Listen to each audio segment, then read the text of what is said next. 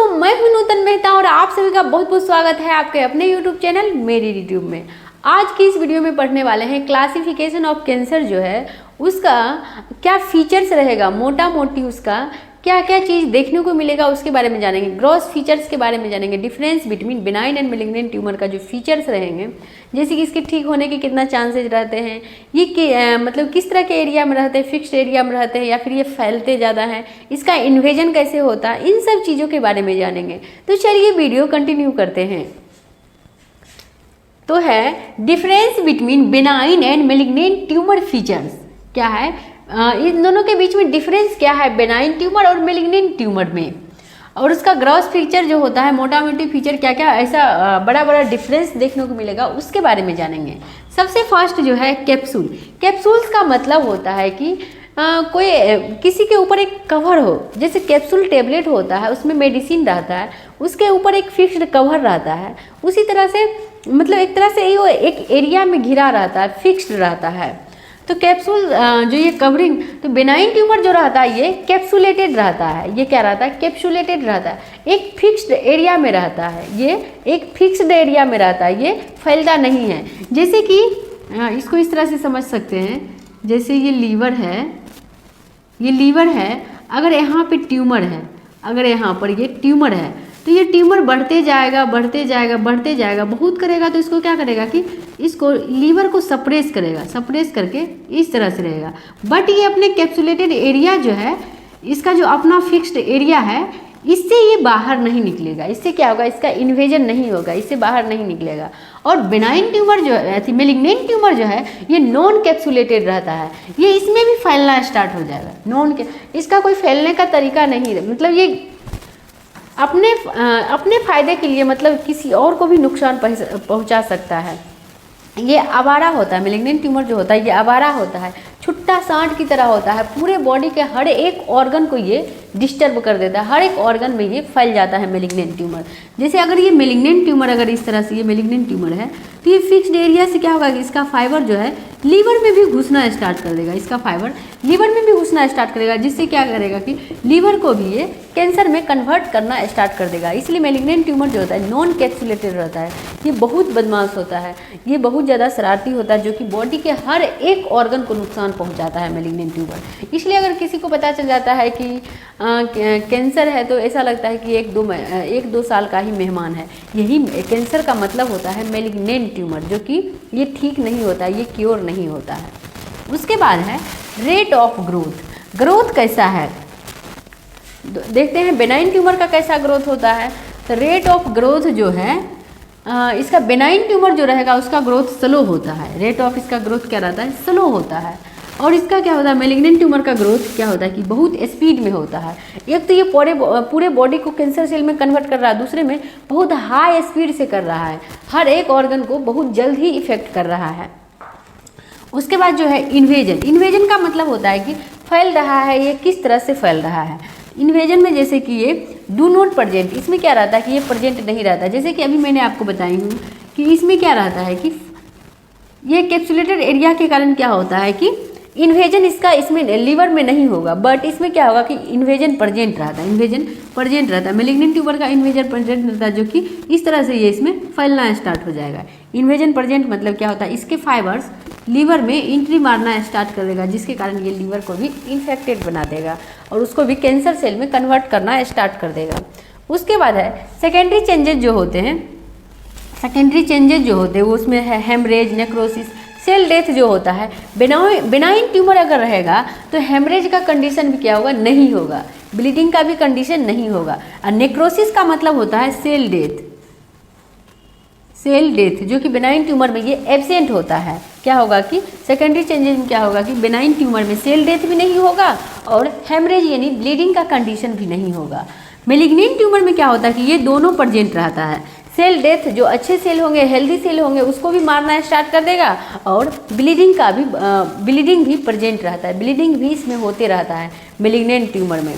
उसके बाद है prognosis changes for getting better. Prognosis changes for getting better मतलब प्रोग्नोसिस वर्ड का मतलब है कि जैसे कि आप लोग अगर हॉस्पिटल में ड्यूटी करते होंगे तो डॉक्टर लिखते हैं कि प्रोग्नोसिस वर्ड का मतलब होता है डिजीज होने का जो आगे है चांसेज वो है। अगर डिजीज होने के चांसेज रहेंगे, उसको ठीक होने के चांसेज नहीं रहेंगे, तो उसमें लिखा जाता है पुअर प्रोग्नोसिस। अगर डिजीज जो है, अगर रीनल स्टोन किसी के पेशेंट को रीनल स्टोन की सर्जरी हो गई तो वो उसका प्रोग्नोसिस गुड हो गया, क्योंकि उसका जो होगा कि अब स्टोन होने के चांसेज उतने नहीं रहेंगे, इसलिए यहाँ पर गुड प्रोग्नोसिस लिखेंगे। लेकिन जो होता है कि पुअर प्रोग्नोसिस का मतलब होता है कि उसके डिजीज होने के आगे भी चांसेज हैं, इनकी मतलब सिचुएशन जो है, डिजीज की सिचुएशन और भी ज़्यादा आगे सीवियर हो सकती है, क्रिटिकल हो सकती है, जिससे पेशेंट को दिक्कत हो सकता है। तो वही अगर बेनाइन ट्यूमर रहेगा तो उसका प्रोग्नोसिस चेंजेस जो होगा गेटिंग बेटर, मतलब अच्छा हो जाएगा, गुड हो जाएगा। अगर क्या रहेगा, मेलिग्नेंट ट्यूमर रहेगा तो मेलिग्नेंट ट्यूमर का प्रोग्नोसिस जो रहेगा वो पुअर रहेगा, क्योंकि ये क्योर नहीं होगा। दिन प्रतिदिन क्या होगा कि पेशेंट की कंडीशन खराब होती ही जाएगी, क्रिटिकल होती ही जाएगी। उसके बाद है रिकरेंस। रिकरेंस मतलब होता है कि रिकरेंस का मतलब होगा फिर से ग्रोथ। इसमें क्या है, रिकरेंस का मतलब फिर से ग्रोथ होने का। अगर क्या होगा कि बेनाइन ट्यूमर जो है, अगर ये ट्यूमर रहेगा तो उसको सर्जरी के माध्यम से उसको क्या कर दिया गया, अगर बाहर निकाल दिया जाता है इस ट्यूमर को, तो ये दोबारा से ये ग्रोथ नहीं होता है। लेकिन मेलिग्नेंट ट्यूमर में जो होता है कि अगर आपने उस सेल को निकाल भी दिया है अगर, तो इसमें भी क्या होता है कि दोबारा होने के चांसेस हो जाते हैं, यही होते हैं रिकरेंस। तो आई होप आपको समझ में आ गया होगा कि इसका मोटा मोटी ग्रोथ फीचर क्या, डिफरेंस क्या है, इसका जो डिफरेंस, बड़ा डिफरेंस क्या है बेनाइन ट्यूमर में और मेलिग्नेंट ट्यूमर में, और ये किस तरह से फैलता है और क्या होता है कि इसका ठीक होने के चांसेस कितना रहते हैं, उसके बारे में जाना है। तो चलिए अब जानते हैं difference between malignant tumour and difference between benign tumour and malignant tumour जो होगा। तो अभी आपने जाना है कि बेनाइन ट्यूमर और मेलिग्नेंट ट्यूमर का बड़ा डिफरेंस क्या होगा, बड़ा अंतर क्या होगा, जो मोटा मोटी अंतर क्या होगा। अब जानते हैं उसके सेल में ऐसा क्या क्या अंतर दिखेगा। तो चलिए देखते हैं। सबसे फर्स्ट जो है loss of polarity. Loss of polarity का मतलब ही होता है, क्या होता है कि एक फिक्स्ड एरिया, क्या होता है कि ध्रुव, जैसे किसी भी चीज़ का मतलब फिजिक्स में पढ़ते थे कि ये ध्रुव रहा, तो ध्रुव क्या होता है, एक तरह से उसका फिक्स्ड एरिया रहता है, उसके बाहर वो नहीं जाएगा। तो उसको लॉस ऑफ पोलैरिटी जो मतलब जैसे इस तरह से ये फिक्स्ड एरिया है, ये रहा इसका ध्रुव, ये जैसे कि ध्रुव रहा, इसके बाहर जो होगा तो वो देखते हैं loss of polarity. Benign tumour में क्या होता है, ये रहा बेनाइन ट्यूमर का अंतर, बेनाइन ट्यूमर, ये रहा मेलिग्नेंट ट्यूमर, मेलिग्नेंट ट्यूमर। तो लॉस ऑफ पोलैरिटी जो रहेगा, इसमें क्या रहेगा कि पोलैरिटी जो होता है सेल के साइज में जो मतलब कौन सा सेल क्या करता है, पोलैरिटी मेंटेन करके रखता है, कौन सा सेल पोलैरिटी को खो देता है। तो बेनाइन ट्यूमर जो है, ये पोलैरिटी को क्या करता है कि मेंटेन करके रखता है, पोलैरिटी को मेंटेन करके रखता है। ये अपना एक फिक्स्ड एरिया तक ही सीमित रहता है, उसके बाहर इसको जाने की कोई मतलब वो नहीं है। ये क्या करता है कि अपने एरिया को फिक्स्ड करके रखता है, उसके बाहर ये नहीं जाता। ये इसीलिए बेनाइन ट्यूमर जो है पोलैरिटी में, बेनाइन ट्यूमर के सेल जो है पोलैरिटी को मेंटेन करके रखता है। मेलिग्नेंट ट्यूमर के जो सेल होते हैं वो क्या करते हैं कि अपनी पोलैरिटी को क्या करते हैं, खो देते हैं। अपनी जो होती है कि क्या होता है उसका औकात, अपनी लिमिटेशन, उसको क्या कर देता है, खो देता है। वो एक तरह से उस अपनी जो लिमिटेशन से भी बाहर चल जाता है, वही होता है पोलैरिटी। और बेनाइन ट्यूमर के सेल क्या करता है कि ये लिमिटेशन के अंदर रहते हैं। बेनाइन ट्यूमर के सेल जो कि पोलैरिटी क्या करते हैं, मेंटेन करके रखते हैं, और ये अपना पोलैरिटी को लॉस कर देते हैं। दूसरा जो है ये है न्यूक्लियर प्लियोमॉर्फिज्म। प्लियोमॉर्फिज्म क्या होता है कि बेनाइन ट्यूमर के सेल में क्या रहता है, एब्सेंट होता है। प्लियोमॉर्फिज्म का मतलब होता है कि variation in shape and size of cell. इसका मतलब होता है variation in shape and size of cell. मतलब सेल के शेप और साइज में क्या होगा कि परिवर्तन होते रहता है, भिन्न भिन्न परिवर्तन होते रहता है। तो बेनाइन ट्यूमर के सेल जो रहते हैं ये शेप एंड साइज में इसका क्या होता है कि उतना वेरिएशन नहीं होते रहता है। इसमें क्या रहता है, वेरिएशन एब्सेंट रहता है। इसमें क्या, बेनाइन ट्यूमर के सेल में वेरिएशन क्या रहता है कि एब्सेंट रहता है। लेकिन मेलिग्नेंट ट्यूमर जो रहते हैं मेलिग्नेंट ट्यूमर जो रहता है उसमें क्या होता है, मेलिग्नेंट ट्यूमर ही कैंसर है, तो उस कैंसर सेल में क्या रहता है कि variation in shape of size क्या रहता है कि प्रेजेंट रहते हैं। ये क्या है, न्यूक्लियर प्लियोमॉर्फिज्म, जो कि होता है कि इसके जो न्यूक्लियर होता है उसमें क्या रहता है, शेप एंड साइज में क्या होता है कि उसके परिवर्तन होते रहते हैं, भिन्न भिन्न परिवर्तन होते रहते हैं। बेनियन ट्यूमर के सेल में क्या रहते हैं, ये एब्सेंट रहते हैं, और मेलिग्नेंट ट्यूमर के सेल में क्या रहते हैं, ये प्रेजेंट रहते हैं। उसके बाद है स्टेनिंग करेक्टरिस्टिक। स्टेनिंग करेक्टरिस्टिक जो कि लैब में होता है, उसको क्या किया जाता है कि उसमें बैक्टीरिया पर रंगाई पुताई करके पहले बैक्टीरिया को पता लगाकर उसके शेप और साइज को पता लगाते हैं, उसके बाद उस पर रंगाई पुताई यानी कलर डाला जाता है। जो कि होता है कि अगर क्या होगा, बेनियन ट्यूमर के सेल क्या होते हैं कि कलर को कम कलर को एब्जॉर्ब करते हैं, तो वो होते हैं नॉर्मोक्रोमिक। लेकिन मेलिग्नेंट ट्यूमर के जो सेल होते हैं ये कलर ज़्यादा एब्जॉर्ब करते हैं, इसको कहते हैं हाइपरक्रोमिक। इसको क्या कहते हैं, हाइपरक्रोमिक, क्योंकि ये सेल को ज़्यादा एब्जॉर्ब करते हैं, बहुत ज़्यादा से जो ये मेलिग्नेंट ट्यूमर के जो सेल हैं ये कलर को ज़्यादा एब्जॉर्ब करते हैं। उसके बाद है न्यूक्लियर साइटोप्लाज्मिक रेशियो।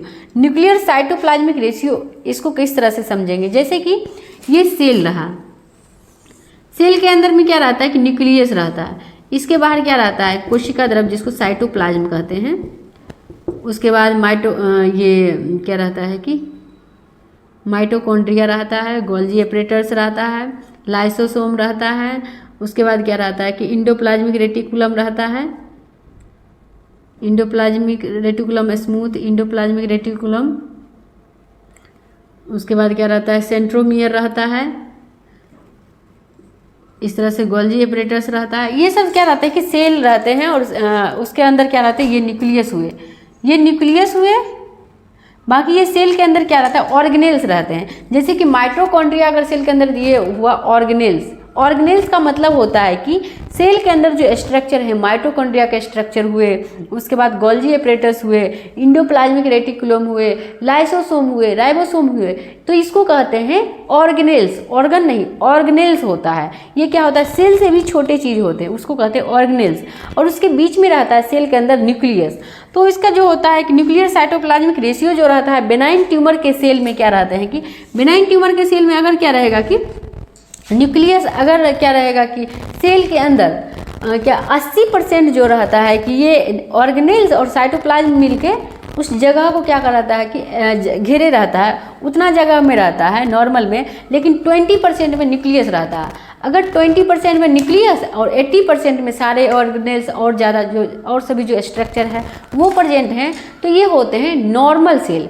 लेकिन अगर क्या होगा कि अगर यही इंक्रीज हो जाएगा, ये न्यूक्लियस जो है, न्यूक्लियस क्या हो जाएगा, हाफ में बढ़ जाएगा। हाफ में न्यूक्लियस रहेगा, मतलब आधा आधा बराबर हो जाएगा, आधा में न्यूक्लियस और आधा में जितने ऑर्गेनेल्स वगैरह हैं वो सब हैं। तो क्या हो जाता है, ये होता है कि मेलिग्नेंट ट्यूमर में इस तरह से हो जाता है। तो मेलिग्नेंट ट्यूमर के सेल जो होते हैं कि इंक्रीज हो जाते हैं, ये 1-1 में रहते हैं, बराबर में रहते हैं। जितना में न्यूक्लियस उतना में सारे ऑर्गेनेल्स, जितना जो साइटोप्लाज्म है, इन सब चीज़ें इतने ही जगह में क्या रहते हैं। तो ये रहते हैं मेलिग्नेंट ट्यूमर के सेल का ये रहता है कैरेक्टरिस्टिक्स जो इस तरह के होते हैं। आई होप आपको अभी तक बेनाइन ट्यूमर और मेलिग्नेंट ट्यूमर के बारे में अगर लिखने को बोला जाए तो करीब 3-4 पेज आराम से लिख सकते हो। अगर आपने सीरीज फर्स्ट से वीडियो नहीं देखा है तो सारे सीरीज को देखिए, ताकि आपको बेनाइन ट्यूमर और मेलिग्नेंट ट्यूमर में कभी भी कोई कन्फ्यूजन आए ही नहीं, ये किस तरह से होता है। बस मोटा मोटी समझिए, बेनाइन ट्यूमर जो होता है ये लिमिटेशन में रहता है, लेकिन मेलिग्नेंट ट्यूमर इतना ज़्यादा बदमाश होता है, इतना ज़्यादा कि ये अपनी लिमिटेशन को पार कर जाता है। ये अपने माता पिता के जो बॉडी के ऑर्गन से क्या होता है कि इसकी लिमिटेशन से बाहर होता है, इतना बदमाश होता है कि अपने फ़ायदा के लिए किसी को भी नुकसान पहुंचा देता है मेलिग्नेंट ट्यूमर। तो इस तरह से आप बहुत सारे इसका मोटा मोटी डिफरेंस जाने हैं, बड़ा डिफरेंस जाने हैं। उसके बाद इसके सेल का कौन सा डिफरेंस हुआ, किस तरह से ये क्या करता है कि इसके पास इसका कैरेक्टरिस्टिक होता है, उन सब के बारे में जाना है। आई होप आपको वीडियो पसंद आया होगा और ऑन्कोलॉजी के अभी बेसिक सीरीज आपको समझ में आया होगा। तो अगर आपको वीडियो अच्छी लगी तो प्लीज़ वीडियो को लाइक कर दीजिए, चैनल को सब्सक्राइब कर दीजिए। मिलते हैं नेक्स्ट वीडियो में। Thanks for watching.